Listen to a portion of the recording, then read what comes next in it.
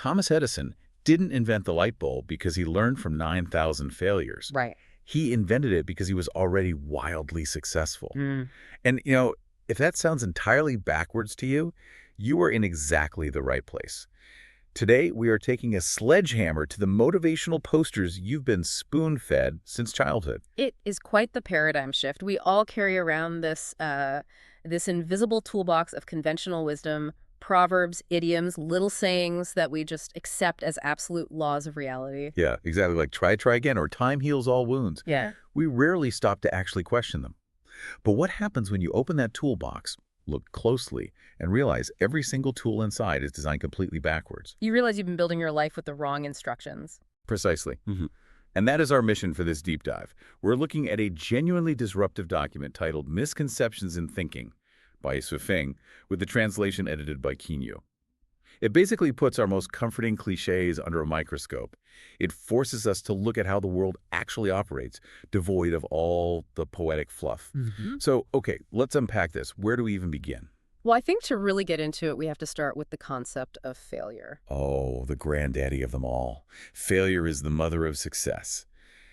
I've always had a weird relationship with this one because, we hear the Edison quote constantly, right? That he didn't fail, he just found thousands of ways that didn't work. Right. It's practically a religion in startup culture. Exactly. We've built an entire cultural narrative that his ultimate triumph was forged entirely in the fires of his constant failing. But the source material just tears that apart. It points out that Edison's success with the light bulb rested heavily on his earlier massive successes. He already had the telegraph improvements. He had the phonograph. He had a serious track record. What's fascinating here is that those early wins gave him the literal financial runway, the resources, and really the psychological confidence to keep experimenting. Right. Without that critical baseline of prior success, continuing to fail wouldn't have made him some eccentric inventor on the verge of a breakthrough. It would have just made him bankrupt. The document brings in probability theory here, too, which completely flips how we're taught to think about effort. It argues that mathematically, success breeds success and failure breeds failure. Which is a tough pill to swallow for a lot of people. It really is. Pointing at Edison and claiming failure leads to success is taking an extreme minority example, like a guy who is already a certified genius with major financial backing. And we try to establish that as a universal theorem for everyone else. It's the ultimate survivor bias. We don't hear about the millions of people who failed 9,000 times and then just, failed. Yeah, nobody prints a poster for that guy. And there is another proverb in that same section: steel is refined through 100 trials. We use that to tell people that enduring endless hardship makes you stronger. Oh, this one is great. Right. The text literally says, go ahead and try it. Try refining a piece of steel 100 times in a furnace. It won't become super steel. It will evaporate into gas. Because you literally burn away the core material you're trying to strengthen. It's just physics. I do want to push back on this a bit, though. If I am listening to this, I'm thinking, wait, isn't resilience a good thing? Like, if we just abandon the idea of learning from our mistakes, aren't we telling people to give up at the first sign of trouble? Well, it's not quite saying. Think about it this way. Like, if I try to bake a complicated cake and burn it, I learn the oven is too hot.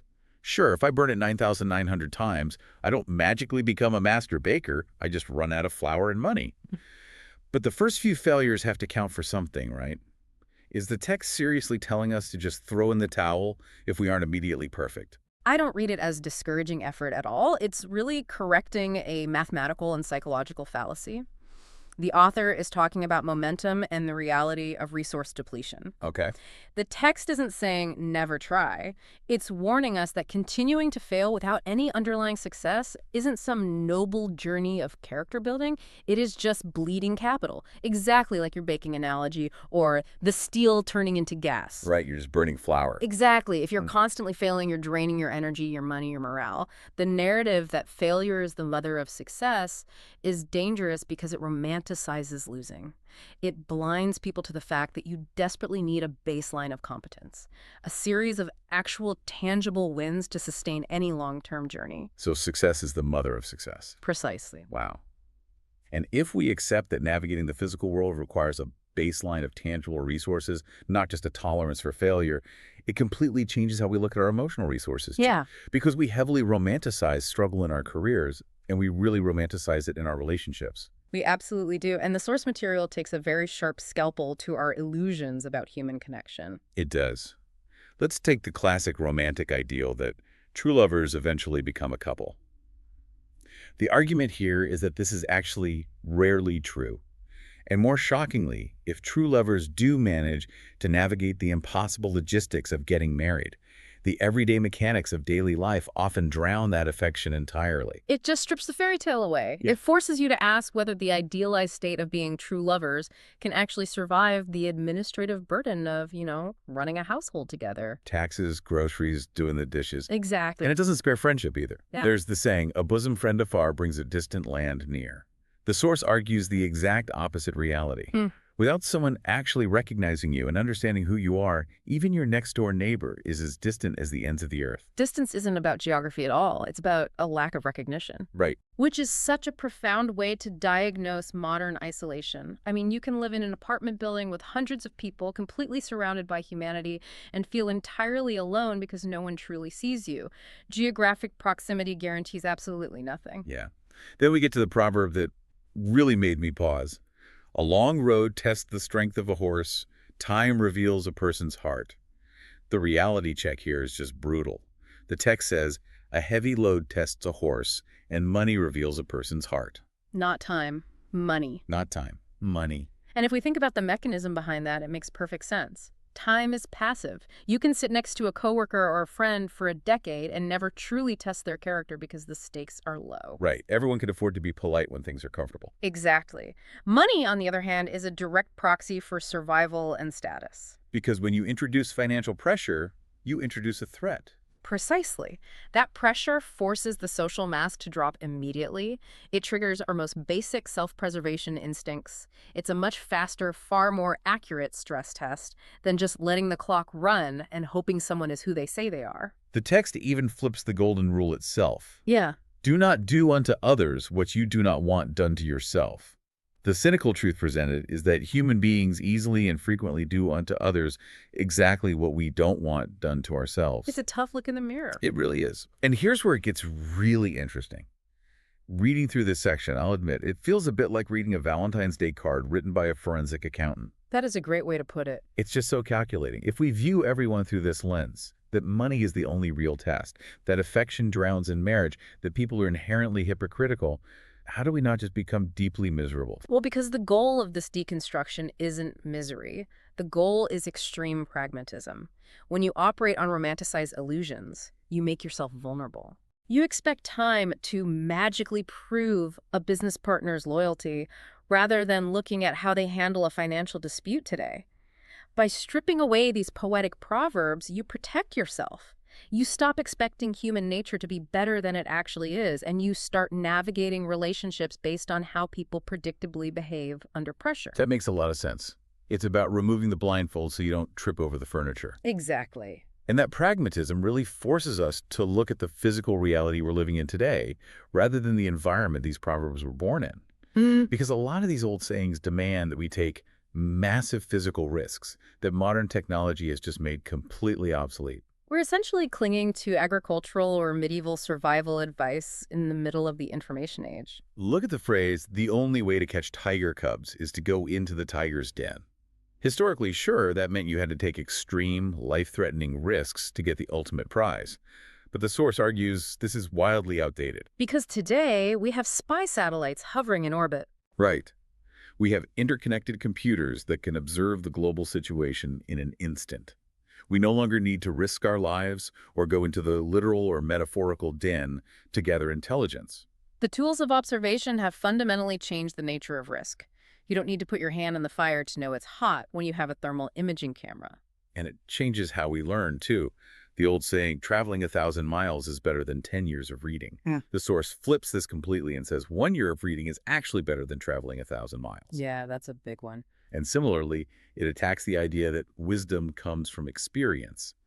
The author points out that life is simply too short to experience everything. Time flies. It is foolish to insist on trying everything ourselves when we can cleverly learn from the experiences and the painful lessons of others. There is also an attack on the idea of collective mediocrity outperforming individual brilliance. There's a famous old Chinese proverb that says, 3 shoemakers surpass Zhuge Zhuge being this legendary, almost mythic military strategist from history. Right.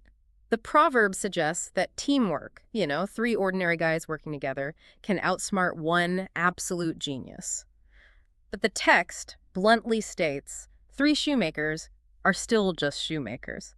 Stacking up a bunch of mediocre, inexperienced perspectives doesn't magically synthesize into genius. It's like insisting on building a smartphone from scratch out of sand and copper just to say you have the experience of making it, rather than just buying one so you can make a phone call. It's a wildly inefficient use of the human life. It really is. But let me challenge this. Doesn't firsthand experience, like struggling to navigate a foreign country or making your own messy mistakes, doesn't that build character and a type of tacit knowledge in a way that just sitting in a room reading a book never could? If we connect this to the bigger picture, it absolutely builds character. But the question is, what is your ultimate goal? If you're navigating a world of infinite information, time is your most constrained resource. Okay. Yes, wandering 1,000 miles builds resilience, but is it the most efficient way to understand global economics or historical trends or how to build a business? No. The text is urging you to use the ultimate survival tool of the modern era, which is synthesis. Cleverly making use of things means standing on the shoulders of those who have already made the devastating mistakes, who have already traveled the hard miles, and who've already written it down so you don't have to start from zero. We don't need to reinvent the wheel. We just need to learn how to drive the car. I like that. Now, if the old tools for gathering information and gaining experience are dead, it completely changes who actually holds power today. Yes, it really does. The text takes us into a section that feels a bit like a funhouse mirror. Yeah. It flips our traditional understanding of power dynamics and social perception. This is where it really challenges our assumptions about who holds the cards and who actually understands what is going on in any given situation. Let's look at the proverb. A newborn calf is not afraid of tigers. The intended meaning is usually about the bravery or maybe the foolishness of youth, but the text flips it to the reality of the animal kingdom. A newborn tiger is most afraid of cows. It shifts the perspective away from the naive prey and looks at the vulnerability of the predator before it gains its power. Then there is the idea that the viewer sees better than those involved. We always assume the outside observer, the person sitting in the stands, has the objective truth. But the text says the reality is exactly the opposite. Those involved actually see better, while the viewer is the one who is confused. Think about the mechanics of any conflict or complex project. The viewer only sees the final visible output. They completely lack the internal context, the invisible pressures, the nonverbal history, the compromises that had to be made behind closed doors. Yeah, that's so true. The person in the arena understands the granular reality. The viewer is just projecting their own simplistic theories onto a complex situation. It completely destroys the myth of the perfectly objective armchair quarterback. And here's another one regarding power. He who has the truth on his side has the majority. We desperately want to believe that truth naturally wins out and attracts a crowd. Right, the arc of the moral universe and all that. Exactly. But the text says, setting aside some sort of cosmic energy, the stark reality on the ground is simply this. The strong have more help, and the weak have less help. It's not about the inherent moral truth of your argument. It's about power attracting power. It's a very Machiavellian take, but hard to dispute historically. And similarly, a dog relies on its master's power.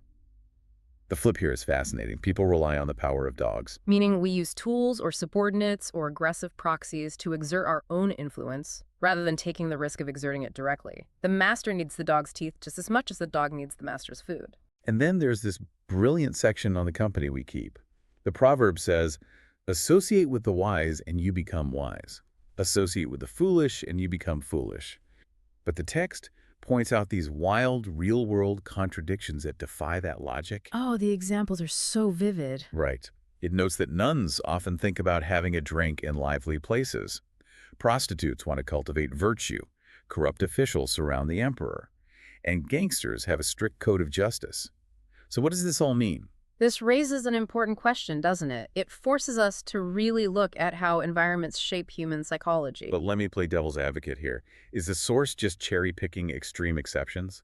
Like finding the one nun who wants a drink or the one gangster who cares about justice just to be contrarian and prove a point that proximity doesn't matter? It sounds like cherry picking until you look at the psychological mechanism at play. The text is illustrating how extreme environments actually create contrarian desires.